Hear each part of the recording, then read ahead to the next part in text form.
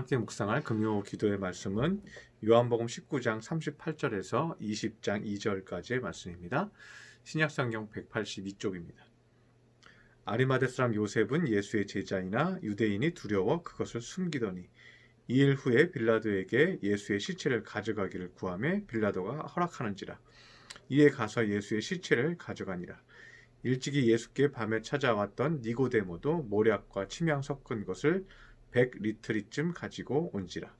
이에 예수의 시체를 가져다가 유대인의 장례법대로 그 향품과 함께 세마포로 쌌더라. 예수께서 십자가에 못 박히신 곳에 동산이 있고 동산 안에 아직 사람을 장사한 일이 없는 새 무덤이 있는지라. 이날은 유대인이 준비일이요 또 무덤이 가까운 고로 예수를 거기 두니라. 20장 1, 2절입니다. 안식 후 첫날 일찍이 아직 어두울 때 막달라 마리아가 무덤에 와서 돌이 무덤에 옮겨진 것을 보고 시몬 베드로와 예수께서 사랑하시던 그 다른 제자들에게 달려가서 말하되 사람들이 주님을 무덤에서 가져다가 어디 두었는지 우리가 알지 못하겠다 하니 아멘. 오늘 본문을 좀 보면요, 예수님의 시신을 수습하고 또 예수님을 처음으로 만나러 간 제자들이 있습니다. 그런데 이 제자들은 예수님의 직속 제자였던 12제자가 아니었습니다. 이 제자들은 예수님께서 때로는 능력을 주셔서 병도 고치게 하고 귀신을 쫓게 하기도 하고 그렇게 하셨던 정식 제자들도 아니었습니다.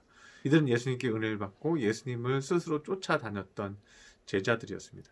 그 첫 번째가 이제 아리마대 요셉인데 19장 38절에서 빌라도에게 당당히 나아갑니다. 제자들은 빌라도에게 시신을 주십시오 이 말을 못하는데 아리마대 요셉은 빌라도에게 당당히 가서 시신을 달라고 얘기를 합니다.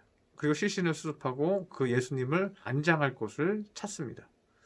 그런데 성령께서요, 아리마대 요셉의 마음을 붙들어 주셔서 예수님의 시신을 수습하도록 하셨다는 것입니다. 그래서 우리가 때로는요, 하나님 앞에 쓰임 받을 때 아무도 없고 나만 해야 하는 상황들이 있어요. 그리고 성령께서 나로 하여금 그 일을 하게 하시는 일이 있어요. 그런데 그럴 때 여러분 감사하시기를 바랍니다. 아무도 그 일을 할 수 없다는 것은요, 하나님이 나를 귀하게 여기시고 나의 중심을 보시고 하나님이 나를 부르신 거예요. 그래서 하나님이 나를 통해서 귀한 일들을 이루어 가시는 거죠. 그리고 하나님이 그 자리를 통해서요, 하나님께서 그를 축복하시고 그 사람을 복의 통로로 사용하시는 것입니다. 이제 두 번째 사람이 나오는데 두 번째 사람은 니고데모입니다. 니고데모는 요한복음 3장 4절에 예수님께 이런 질문을 하죠. 사람이 늙으면 어떻게 다시 태어날 수 있습니까? 어머니 뱃속에 들어갔다가 다시 나옵니까? 이렇게 어리석은 질문을 하죠. 예수님께서 너가 어떻게 선생인데 그것을 그렇게 질문하냐? 네가 그것을 모르느냐? 그것이 아니라 예수님을 믿는 자마다 거듭나고 영생을 얻을 것이라고 주님께서 얘기해 주십니다.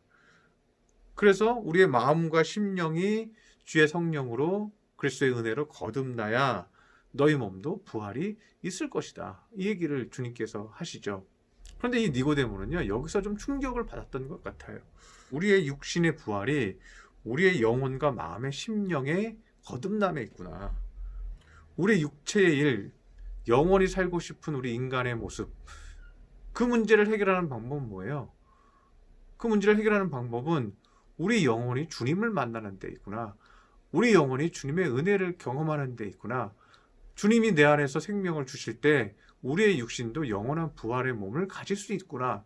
이것을 니고데모가 이제 깨닫게 된 거죠. 예수님을 인격적으로 만나고 그 심령이 참 생명을 얻었기 때문에 그가 예수님에게 침향과 모략을 가지고 달려나올 수 있었다는 것입니다. 나의 삶의 가치관이 완전히 바뀌고 거듭나는 거예요. 나의 삶의 인생의 목표나 삶의 방향성도요, 완전히 바뀌는 거예요. 하나님의 은혜가 있으면 영원한 생명이 있다는 것을 믿고 사는 사람입니다. 세 번째 인물은 막달라 마리아입니다. 막달라 마리아 하면 기억나는 것은 300데나리온의 고가의 향료를 예수님 발에 붓게 됩니다. 그리고 그 발을 닦아준 사건이 기억이 납니다. 이 향료는 창녀에게 가장 귀한 물건이었습니다. 그것은 자신의 일을 유지시키는 재산과 같았습니다. 왜 다 부었을까요? 다 붓는다는 건요, 예수님에게 온전히 헌신한다는 의미도 있지만요, 더 중요한 것은 내가 이제 이 창녀의 일을 그만두겠다는 거예요. 다 부어버리고 이젠 더 이상 내가 내 향을 내어서 남자를 끌어들이는 일을 그만두겠다는 거죠. 이 막달라 마리아는 가늠한 여인과 동일시하여 얘기하기도 합니다. 유대인들한테 끌려 나왔을 때 돌로 쳐 죽이려 하죠. 예수님은 이 여인의 죄를 용서하고 죄가 없는 자가 먼저 돌로 치라고 얘기하죠. 그런데 학자들은 보편적으로 동일한 인물로 보고 있습니다. 막달라 마리아는 이제 내 삶을 사는 방법을요, 다 예수님 앞에 부어드려 버렸어요.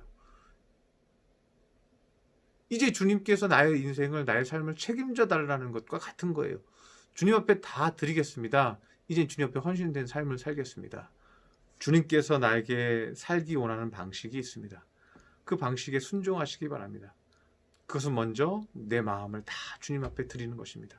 내 모든 가치관을 오직 주님께 다 드려서 나의 성공의 방식, 나의 성취의 방식으로 사는 것이 아니라 하나님이 인도하시고 하나님이 원하시는 것이 무엇인지 발견하고 은혜의 방식, 하나님이 내 안에 사는 것이 중요한 사람, 그래서 하나님께서 나에게 기적을 일으켜 주시고 나를 이끌어 가셔서 열매 맺는 삶, 하나님의 방식으로 사는데도 불구하고 열매를 맺고 하나님 앞에 감사하고 영광을 돌리는 삶, 때로는 아리마대 요셉처럼 나에게만 주어지는 일들이 있습니다. 내가 해야만 한다고 생각하는 일들이 있습니다. 그것들을 감당하시기 바랍니다. 하나님께서는 그 일을 통해서 여러분을 축복하십니다. 그리고 두 번째는 내 영혼이 주님을 만나서 완전히 거듭나시기를 바랍니다. 영혼이 살아야 육체도 산다는 것을 믿으시기 바랍니다.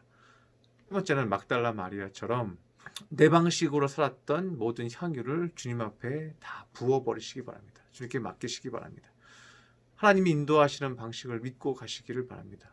매일 간구하고 또 기도하고 매일 인도함 받으시기를 바랍니다. 매일 은혜 가운데 기도하며 마음을 다잡고 충만해지고 주님 믿습니다, 알겠습니다 하고 매일 기뻐하며 일어나시기를 바랍니다. 하나님의 방식으로 인도해 주셔서 내가 생각지 못했던 기적을 체험하게 될 것입니다. 그리고 주여 이렇게 역사하시니 감사합니다 하고 주님께 영광 돌리고 주님을 자랑하는, 주님을 증거하고 주님께 영광 돌리는 그러한 믿음의 삶이 될 줄 믿습니다. 기도하겠습니다. 할렐루야. 삶과 중에 충만하신 하나님 아버지, 오늘 새 인물에 대해서 배웠습니다. 아리마대 요셉은 주님의 은혜를 받고 그 모든 두려움을 뒤로하고 빌라도에게 가서 예수님의 시신을 달라고 하고 그 시신을 수습하였습니다. 그리고 그것이 자신이 해야 할 일이라고 믿고 그 일을 담대히 행하였습니다. 주님, 때로는 아무도 하지 않고 내가 해야 하는 일이 있습니다. 그런 일들이 나에게 있습니다. 그럴 때 불평하지 않게 하여 주시옵소서. 또한 막달라 마리아와 같이 한 내 방법 다 주님 앞에 부어버리게 하여 주시옵시고 내 사는 방법대로 살지 않게 하여 주시옵소서. 그리고 주님 앞에 맡기는 인생 되게 하여 주시옵소서. 니고데모는 그 심령이 예수님을 만나면 거듭나는 것을 깨달았습니다. 그리고 영혼이 거듭나야 육신이 거듭난다는 것을 알고 주님 앞에 귀한 침향과 모략을 가지고 가서 기념하였습니다. 우리의 육신도 영원히 사는 부활의 소망을 가지게 하여 주시옵소서. 귀한 말씀 주시니 감사드리며 예수님의 이름으로 기도드렸습니다. 아멘. 하나님, 우리의 방법과 우리의 계획이 아닌 아브라함이 갈 바를 알지 못하고 하나님의 뜻을 따라 나아갔던 것처럼 하나님, 오늘 이 시간 우리가 오늘도 그 믿음의 고백을 주 앞에 드리기를 원합니다. 온전하신 그 하나님의 계획 앞에 우리의 모든 것을 내려놓기를 원합니다. 감사드리며 예수님의 이름으로 기도드립니다.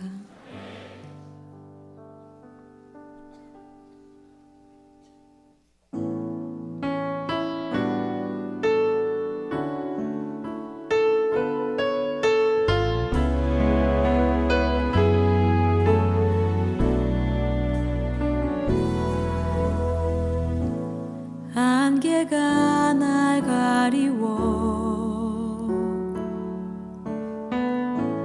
내 믿음 흔들리려 할 때 나 주님께 나아가네. 주님은 산 같아서 여전히 그 자리에 계셔.